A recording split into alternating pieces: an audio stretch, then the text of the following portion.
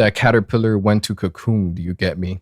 I feel that verse from Massa on Tyler's Call Me If You Get Lost is a perfect summarization for Tyler's entire music career and life so far that he's displayed for us on, of course, his music.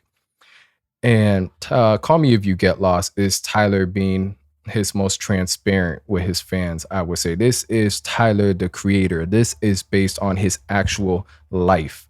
For, the most part of his career, if you've been a fan of him since 2009, Bastard, going onward, he uses his alter egos to drive his creativity and to drive the storylines in those albums with a touch of reality, of course, from him, his boys, whatever else he may go through. We've seen this with Dr. TC, Troncat, Wolf Haley, Igor, and, some minor alter egos here and there that'll pop out, but those are the main ones.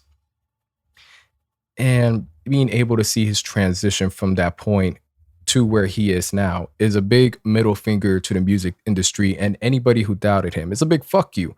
He's in his lyrical bag, vivid lyricism, luscious productions, and then we get stuff like Lemonhead, for example, distorted 808s with just fucking amazing. Now, I'm not going to sit here and just keep describing the music, but you get the idea behind Call Me If You Get Lost, how it sounds, and the victory lap that he's on.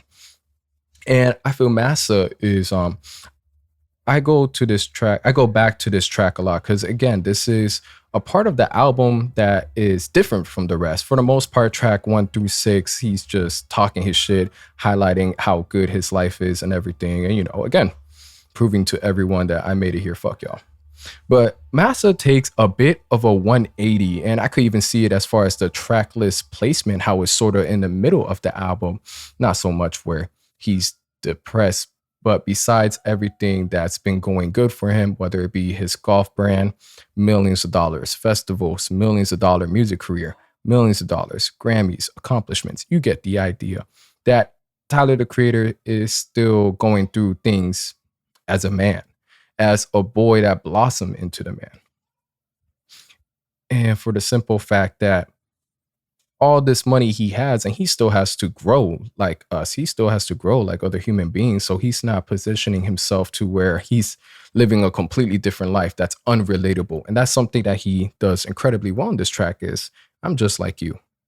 I still have things that I have to deal with that me and you, him and his fans would relate to. Of course, highlighting the fact that he's had to have hairline surgery because his hair was receding in his early 20s, which is an uncomfortable insecurity for someone being young.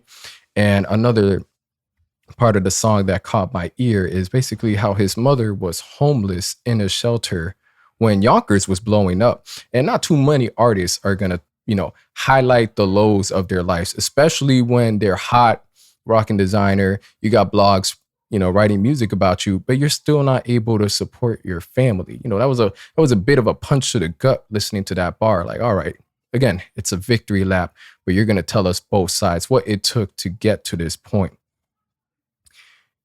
And, dealing with that, seeing the different, I wouldn't say personas, but every Tyler, the Creator album is different. You're going to have your favorite ones, but how varied they could be, going anywhere from Wolf to Cherry Bomb was a bit like, whoa, what's going on here? And then him going from a boy to a man, experimenting with the different sounds, experimenting with what's going on in his life as well, is a reflection. It's a reflection on what he's going through and translating it into his music. You guys follow me with this?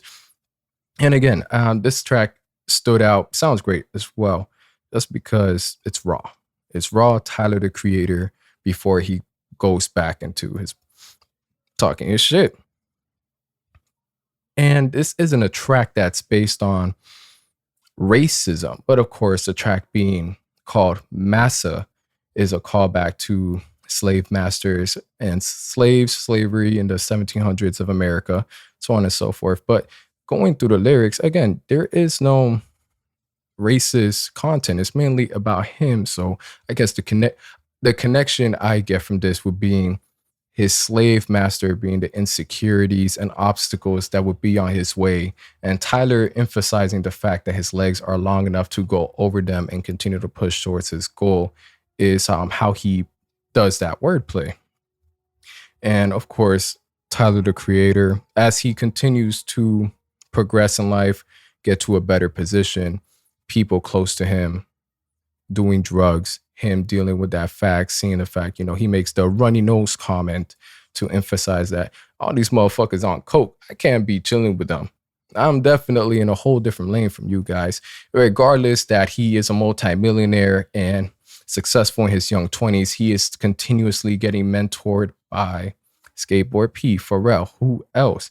And that he is still a nerd at heart, loves music, loves everything about it, and has stayed true to who he is to get to this point. And I would definitely not him ranting off about just where his money goes, but he makes a callback to the potholes within his area, which of course he has a song in a Flower Boy and potholes, but him being in the 8-figure mark and still wondering where the hell does all my money go with the taxes.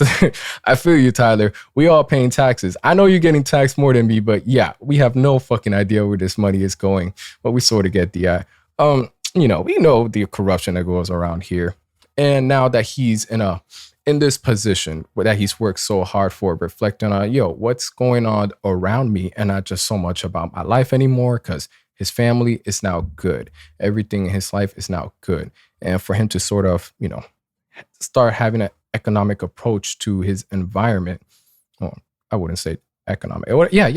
Economic approach to his environment continuously. We see him growing better mentally. You get the idea? I know you catch me on there.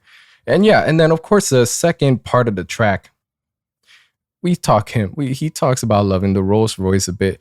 I don't get the hype behind it. Have I ever been in a Rolls Royce? No. Am I gonna continuously not get it until I'm in one? Probably. That's how it works usually, right? And then him just living sweet, living life. But again, what I wanted to highlight from all the 7 minutes that I've been talking about here, but Tyler being able to be in the position that he is, continuously staying relatable, being true about what's going on in his life, the obstacle that he's facing, regardless of how successful he is, and telling you things that, telling us things that we didn't know, such as his mother in the shelter, truly shows how the boy has transitioned, or, the cocoon into a man, butterfly. You get the idea behind that. And also, I just want to talk about the fact that this track is a fucking banger. It's slept on. Like, I get it. We talk about What's Your Name, Lemonhead, but MASSA is severely underappreciated for Tyler, the Creator, truly being himself.